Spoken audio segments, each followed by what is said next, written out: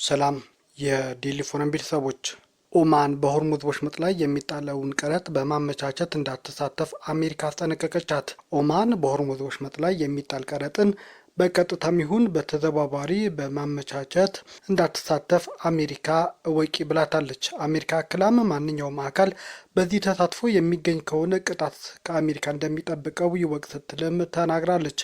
የግምጃ ቤት ኃላፊው ስኮት ቤስት በኤክስ ገጻቸው ላይ ባሰፈሩ ጽሑፍ አሜሪካ በሆርሙዝ የባህር ወሽመጥ ላይ የክፍያ ስርዓት ለመጫን የሚደረግ ማንኛውም ጥረት አትታገስም ብለዋል። ኦማን በተለይ የአሜሪካ ግምጃ ቤት በቀጥታም ሆነ በተዘዋዋሪ ለወሽመጡ የሚከፈል ክፍያን በማመቻቸት ላይ የተሳተፉ ወይም ለመሳተፍ ፈቃደኛ የሆኑ አጋሮችን ኢላማ በማድረግ እንደሚቀጣ ማወቅ አለበት ሲሉም ቤስት አስጠንቅቀዋል። አሜሪካ የኢራንን አየር መንገዶች የሌሎች አገራት አውሮፕላን ማረፊያዎችና አገልግሎቶች እንዳይጠቀሙም ልታግድ ነውም ተብሏል። አሜሪካ የኢራን አየር መንገዶች የሌሎች ሀገራት አውሮፕላኖች ማረፊያ አገልግሎት እንዳይጠቀሙ፣ ነዳጅ እንዳይሞሉና የትኬት ሽያጫቸውን ልታግድ መሆኑን የግምጃ ቤት ኃላፊው ነው ያስታወቁት። ስኮት ቤስት በኤክስ ገጻቸው ላይ እንዳሰፈሩት ጽሑፍ ከሆነ እርምጃው በኢራን ላይ የተጀመረውን የኢኮኖሚ ማዕቀብ ዘመቻ አካል መሆኑን በመጥቀስ የቴህራን አየር መንገዶች ላይ ማዕቀብ ለመጣል መዘጋጀታቸውን አስታውቀዋል። አሜሪካ የኢራን አየር መንገዶች ዓለም አቀፍ በረራ በሚያደርጉበት ወቅት የሌሎች ሀገራት አውሮፕላን ማረፊያና አገልግሎቶችን እንዳይጠቀሙም በማድረግ ምጣኔ ሀብታዊ ጫናዎችን ልታሳድር እንደምትችል ነው የጠቆሙት። የአሜሪካ ግምጃ ቤት ኃላፊ ስኮት ቤስት አክለውም የአሜሪካ ባህር ኃይል በኢራን ላይ ወደቦች ላይ የጣለው እገዳ ለገበያ የሚቀርበው የኢራን ድፍድፍ ነዳጅ መጠን እንደሚቀንስ በመጥቀስ የተነሳ የሀገሪቱ ምጣኔ ሀብትና መገበያያ ገንዘብ እንዲዳከም ማድረጉንም ገልጸዋል። ወታደሮቻቸው እየተከፈላቸው አይደለም፣ የፖሊስ አባላትም በስራ ገበታቸው ላይ አይገኙም፣ እንዲሁም ሀርግ ደሴት እንደተዘጋ ነው ያሉት ቤስት ከድርድር የሚገኝ አጥጋቢ ምላሽ ብቻ ይህንን የቁልቁለት ጉዞ ያስቆመዋል ሲሉም ነው ያስጠነቀቁት። በየካቲት ወር መጨረሻ የኢራን ጦርነት ሲቀሰቀስ ወላፈን የተሰማው በመካከለኛው ምስራቅ ብቻ እንዳልነበር ተንታኞችም ይናገራሉ። ግጭቱ የንግድ መርከቦችና ሸቀጦች ፍሰት ያስተጓጉል፣ የነዳጅ ዘይት ዋጋ እንዲንር፣ የዋጋ ግሽበትም በዓለም ላይ እንዲጨምር በማድረግ የዓለም ገበያን ረብሿል ሲሉም ነው የሚተነትኑት። እንዲህ እርግጠኛ በሚፋጠንበት ወቅት የዓለማችን የናጠጡ ሀብታሞች አዋጭ ካልሆኑ ንግዶች ፊታቸውን ማዞር እንዲሁም ሀብታቸውን በዶላር ወደ ማስቀመጥም መዞራቸው ተነግሯል። ይህ ደግሞ በበርካታ መገበያያ ገንዘቦች ላይ አሉታዊ ተጽዕኖም አሳድሯል ነው የተባለው። ቀድሞ ይዋዥቅ የነበሩ አንዳንድ ገንዘቦች ዋጋቸው ሲያሽቆለቁል፣ ጥቂቶች ደግሞ በነበሩበት ጸንተው ወይም ጥንካሬያቸው ጨምሮም ታይቷል። ብራዚላዊው የምጣኔ ሀብት ባለሙያ አንድሬ ፐርፌቶም የነዳጅ ዋጋ ሁሉንም በሚነካበት ወቅት የምንዛሬ ዋጋ መዋዠቅ የበለጠ ይከሰታል ወይም ይባባሳል ሲል ለቢቢሲ ተናግሯል። ስለዚህም ይህ ከሌሎች ኢኮኖሚዎች ከሚጎዱ ጉዳዮች ጋር ሲደመር ለሀገራትና ለዜጎች ከፍተኛ ነው ሲልም አስጠንቅቋል። ህንድ፣ ኢንዶኔዥያ፣ ፊሊፒንስ፣ ታይላንድና ግብጽ በከፍተኛ የነዳጅ ዋጋና የውጭ ምንዛሬ እጥረት የተጎዱ ሀገራች መሆናቸውም ነው የሚነገረው። ባለሀብቶች ገንዘባቸውን ወደ ዶላር በሚቀይሩበት ወቅት የአገሪቱ ገንዘብ የመግዛት አቅምም እየወደቀ ዕዳ በዶላር የሚከፈልበት መጠን እየጨመረም ይመጣል። የሆርሙዝ ወሽመጥ በመዘጋቱ በዶላር ግብይት የሚፈጸምባቸው ነዳጅና ሌሎች ቁሳቁሶች ዋጋቸው እየጨመረ መጥቷል። የአገራት ገንዘብ የመግዛት አቅም ሲዳከም ከውጭ የሚገቡ እቃዎች ዋጋም እየጨመረ ከኤነርጂ እስከ ፕላስቲክ እንዲሁም ማዳበሪያ ድረስ ጭማሪም እያሳየ ነው። ይህም በምግብና በሌሎች የፍጆታ እቃዎች ላይ ተጽዕኖም አሳድሯል። በህንድ ከኢራን ጦርነት ጀምሮ የአገሪቱ ገንዘብ ሩቢ የመግዛት አቅሙ ከዶላር ጋር ሲመሳከር በ5 በመቶ ቀንሷል። የህንድ መገበያ ገንዘብ ከጦርነት በፊትም ቢሆን ደካማ የነበረ ሲሆን ግጭቱ ደግሞ የበለጠ ደካማነቱን አባብሶታል ሲሉም ተንታኞች ይናገራሉ። የተወሰኑ ማዕከላዊ ባንኮች የወለድ ምጣኔያቸውን ከፍ በማድረግ ምላሽ የሰጡ ሲሆን የመጠባበቂያ ሰነዳቸውን በዶላር ሸጠው ጉድለታቸውንም ለማካካስ ሞክረዋል ተብሏል። የኢንዶኔዥያ ባንክ በተደጋጋሚ ዶላር በመሸጥ የራሱን ገንዘብ በመግዛት ፍላጎቶችን ለመጨመር ሞክሯል።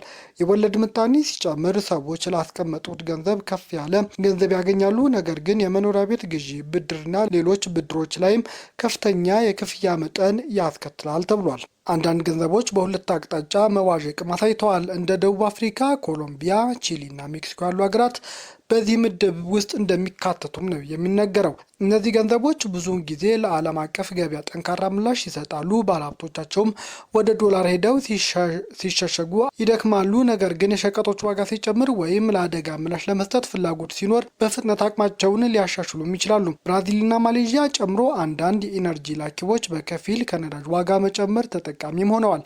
ይህም ከኤክስፖርት የሚገኝ ገቢን ከፍ ሲያደርግም የባለሀብቶች ፍላጎትም አግዟል። ባንኮች ጎልድማን ሳክስ እና ባንክ ኦፍ አሜሪካን ጨምሮ በሚያዝያ ወር ለደንበኞች በቀረበ ሪፖርት ላይ የብራዚል የመንግስት ሰነዶች እና የኩባንያ አክሲዮኖች ከፍተኛ ፍላጎት እንዳላቸው አሳይቷል። ይሁን እንጂ በዓለም አቀፍ የፋይናንስ ተቋም የላቲን አሜሪካ ምርምር ኃላፊ ማርቲን ካስቴላኖ እንደሚሉት ከፍተኛ የኤነርጂ ዋጋ በብራዚል የዋጋ ግሽበት ሊያባብስ፣ የወለድ መጠን ቅነሳን ሊያዘገይና የካፒታል ፍሰትን ሊጎዳ ይችላል ሲሉ አስጠንቅቀዋል። ብራዚል እንደ ቤንዚንና ናፍጣ ያሉ ምርቶችን ከውጭ ስለምታስገባ የነዳጅ ዋጋ በአገር ውስጥ እንዲጨምርም አድርጓል። የብራዚል ኢንቨስትመንት አስተዳደር ኩባንያ ከኤክስፒ ኢኮኖሚስት ሉዊስ ፔኔዝ በቅርቡ ባወጣው ሪፖርት በተጨማሪም በጥቅምት ወር ከሚካሄደው የፕሬዝዳንታዊ ምርጫ በፊት የፖለቲካ አለመረጋጋት የምንዛሬ ተመን ላይ ያለው ዋጋ ይጨምራልም ሲሉም ጽፈዋል። የተለያዩ ሀገራት ገንዘቦች በተለያየ ምክንያት የበለጠ ጠንካራ ሆኖ ቀጥሏል። የቻይና ምንዛሬ በከፊል በካፒታል ቁጥጥርና በከፍተኛ መዋዠቅ በሚገደቡ የፖሊሲ ጣልቃ ገብነቶች ድጋፍ ስለተደረገለት በአንጻራዊ ሁኔታ እየተረጋጋ ሆኖም ቀጥሏል የተባለው እነዚህ ወደ ሀገር ውስጥ ወደ ሀገር ውጭም በሚዘዋወሩ ገንዘብ ላይ የተጣሉ ገደቦችና የሀገሪቱ ገንዘብ የምንዛሬ ተመን በቅርበት ለማስተዳደር ማዕከላዊ ባንክ ቀጥታ ጣልቃ መግባቱም ይታመናል። የኢራን ጦርነት ከተቀሰቀሰ ጊዜ ጀምሮ ከዶላር ጋር ባለው የምንዛሪ ተመን ጥንካሬ ካሳዩ ገንዘቦች መካከል የሩሲያ ሩብል አንዱም ነው ተብሏል። ይህም ከፍተኛ የነዳጅ ምርቶችን በመላክ የሚገኝ ገቢና በጥብቅ የካፒታል ቁጥጥር የተነሳ የተገኘ ሲሆን ላኪዎች ከወጪ ንግድ ያገኙትን ገቢ ወደ ሩብል እንዲቀይሩና የገንዘብ ፍሰት ከሀገሪቱ እንዲገደብ የሚጠይቁ እርምጃዎችን ያካተተም ነው። ባለሀብቶች ደህንነቱን ሲፈልጉ ገንዘባቸውን የሚያስቀምጡባቸው የውጭ ምንዛሪ በቀውስ መጀመሪያ ላይ ተጠናክረዋል። የአሜሪካ ዶላር እና የስዊስ ፍራንክ ሁለቱም ከጦርነት በኋላ ጭማሪ አሳይተው የነበረ ሲሆን በኋላም ወደ ነበሩበት መመለሳቸው ተነግሯል።